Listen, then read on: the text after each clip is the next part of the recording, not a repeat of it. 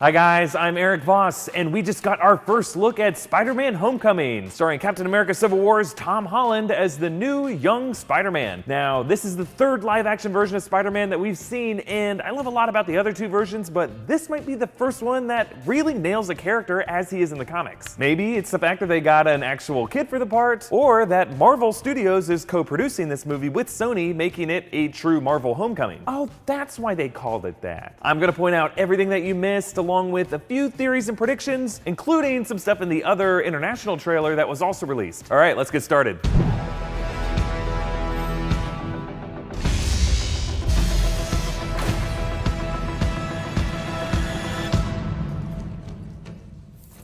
Sup, guys? Wait a minute. You guys aren't the real Avengers. I can tell Hulk gives it away.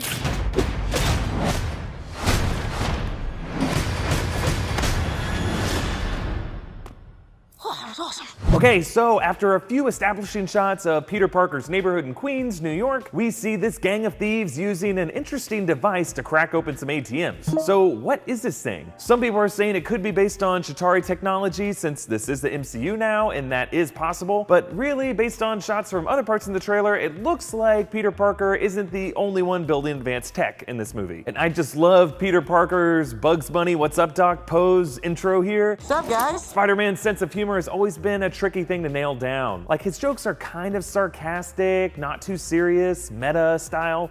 Wait a minute. You guys aren't the real Avengers. I can tell Hulk gives it away. It was actually a main influence for Deadpool, except Deadpool is obviously way edgier. So hearing Peter joke around about the Avengers is exactly what we love about the character from the Marvel comics. And speaking of the comics, Spider-Man foiling a bank robbery by people wearing Avengers masks seems to be inspired by a scene from the Ultimate Spider-Man comics, though that scene had a Batman mask in there. I also liked each of these 60s era Avenger masks. This isn't just a reference to the MCU and its current timeline, these are literal throwbacks to the old comics. And as always, no one wants to be Hawkeye. I'm just the helper. And obviously, Peter is wearing the new Spider-Man suit that he received from Tony Stark in Captain America Civil War, placing most of the events in this movie after Civil War. And I'll come back to this, but let's move on. Did Liz get a new top? No, we've seen that before. Never with that skirt. Should probably stop staring before it gets creepy, though. Too late. You guys are losers. So here we see how Spider-Man Homecoming will be a true teen comedy, with Peter as a legit moping nerd and outcast, as opposed to the stereotypical nerd versions in other movies where they only spend small parts of the movie in high school taking cool Hollywood celebrities and making them nerds by giving them glasses. Now, us nerds know what real nerds look like. They look like you, Tom Holland, minus the abs. We don't do crunches. And I love the music that they use for this trailer.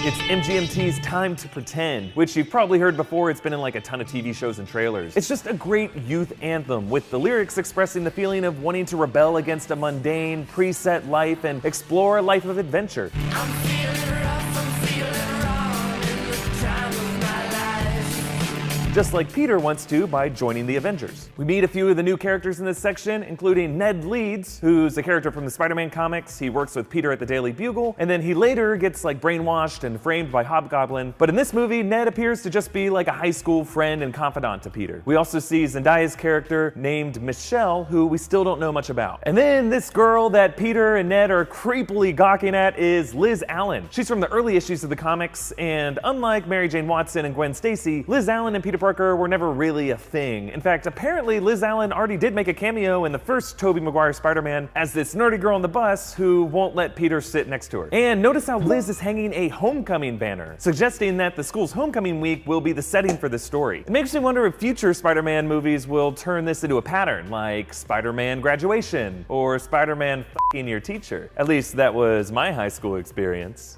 No, it wasn't. Okay, moving on. So, to become an Avenger, are there like trials or an interview? Just don't do anything I would do. And definitely don't do anything I wouldn't do.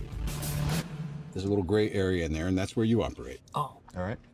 That's not a hug. I'm just grabbing the door for you. All right, kid. Good luck out there.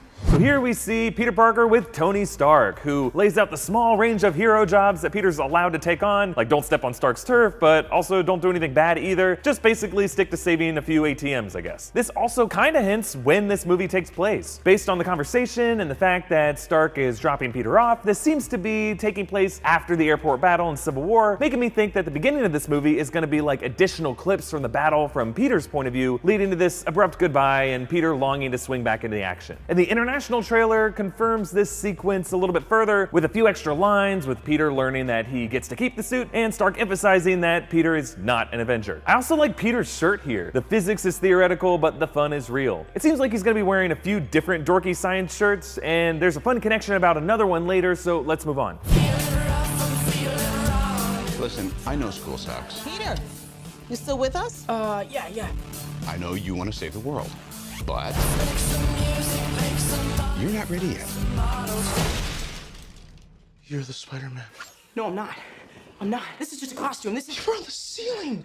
Okay, so a few interesting things here. First, as Peter walks through his high school hall, there's a mural in the background and you can see Howard Stark among a collage of science and technology. And then in Peter's classroom, Bruce Banner's photo is placed next to other notable scientists. Also, check out this video that Peter watches of himself as he takes down Ant-Man that we saw in Civil War. The angle of the shot is from the ground level as it rolls shakily past the action. Now, we know from that scene with Tony Stark in Civil War that Peter likes to set up cameras to record himself in action. So I'm thinking that this might be taken from like a GoPro that he set up on a Roomba or something like that. And if you look closely, you can see Tony Revolori, who was confirmed to play Flash Thompson back at Comic-Con, turn around and giving Peter a stink eye in this scene. And then notice this explosion on the street here. First we see a car blow up, followed by a corner store next to it. So what's going on here? Bodegas don't just explode. Cars do, sometimes. Now my CSI trained analysis suggests that some projectile, a missile perhaps, or maybe just like a beam of energy, blasts through the car and explodes inside the store. And it seems like nothing this destructive has happened in Peter's neighborhood before, making this the event that raises the stakes in the story by bringing the danger to his home. A homecoming of danger, yeah? And then we see Peter's bedroom, or maybe this is Ned's bedroom, we're not really sure. It's filled with Star Wars Easter eggs. First, we see the AT-AT, or AT-AT if you're wrong, which is fun, considering Peter referenced it specifically when he used the same method to bring down Ant-Man. You know that part? Where they're on the snow planet? With the walking thingy! Also, Ned drops a Lego Death Star, and if you look closely, you can see vintage Star Wars action figures on the shelf. And now that both Marvel and Star Wars are owned by Disney, we can expect to see lots more of these kinds of crossovers. Let's move on. Stay close to the ground and stay out of trouble.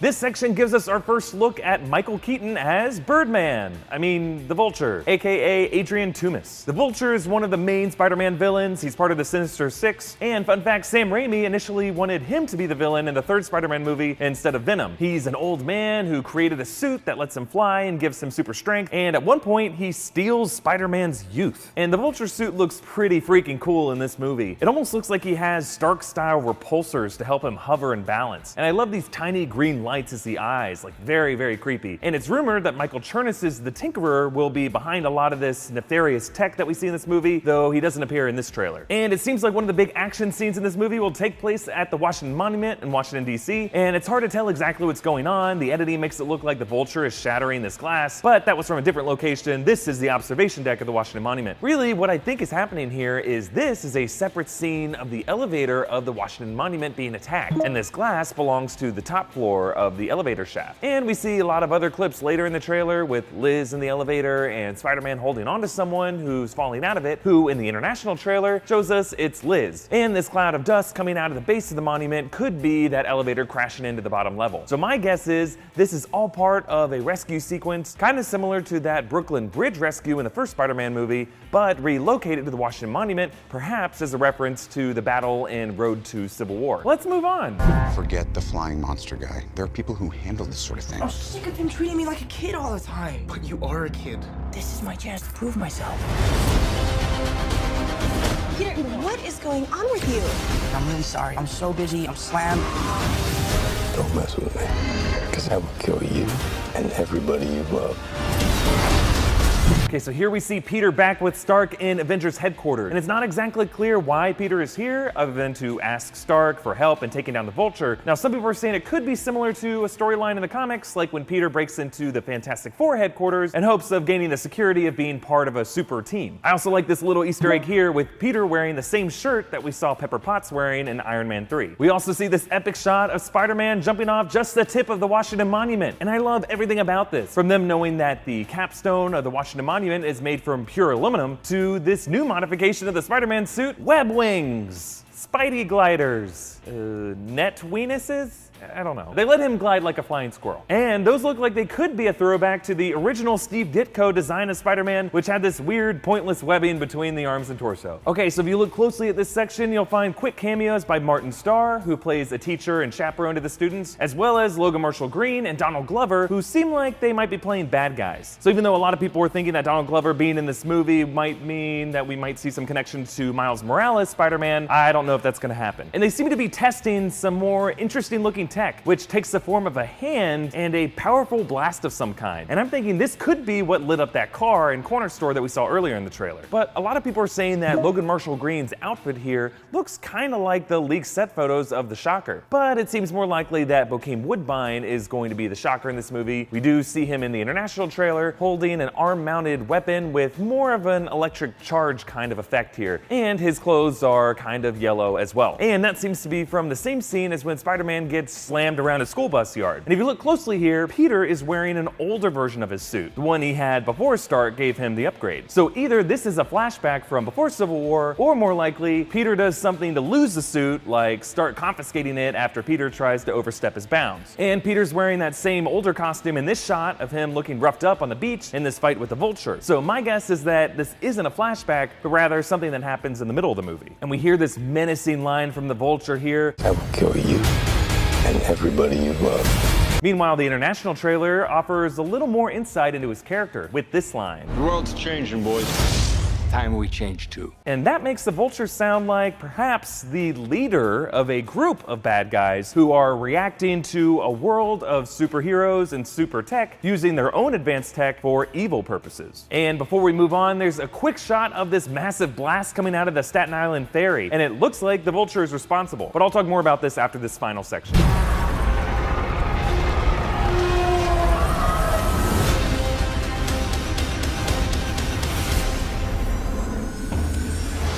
Okay, whatever that blast was, looks like it tore this ferry in half because Spider-Man is now using his webbing to hold it together. And this shot reminds me so much of that awesome scene in Spider-Man 2 with Spider-Man stretching himself to a breaking point to stop the train. And if you look closely, you can see the Statue of Liberty in the background here. Yeah, this trailer is weirdly heavy on distinctly patriotic landmarks. And this final shot is just great. Not only are we gonna get some scenes between Peter Parker and Tony Stark, Spider-Man and Iron Man are actually gonna swoop into action together. I honestly never thought I would see this image in a movie. Now, if you're really into nerd stuff like this, you should definitely sign up with Loot Crate.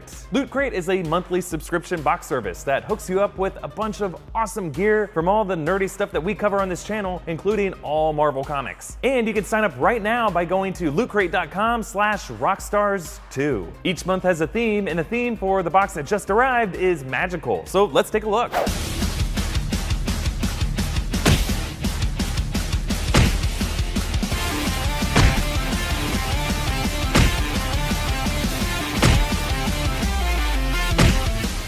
So that was November's box, and December's theme is Revolution, and you can get that by signing up on the 19th of the month by 9 p.m. Pacific. It's less than $20 a month, and if you use our promo code ROCKSTARS, you'll get 10% off. And we at New Rockstars are doing a bonus giveaway, where you'll have a chance to win this box that I just opened, and the Lootware that I just opened, plus the cool giveaway that we gave our previous lucky winners. Just sign up for Loot Crate right now at lootcrate.com/rockstars2, then tweet at us to let us know that you did, and what you're most excited about for Spider-Man Homecoming. Okay, that's it. Thanks for watching, and let me know what you think in the comments. And of course, please hit like and subscribe to New Rockstars and share this video with your friends. You can also contribute to us on Patreon. Thank you so much to all of our current donors. You guys are the best. And if you aren't currently a patron, we'd love your support. You can hit me up on Twitter at EAVoss with any thoughts or predictions or theories you have about Spider-Man Homecoming. You can also follow New Rockstars on Twitter at New Rockstars. All right, thanks for watching.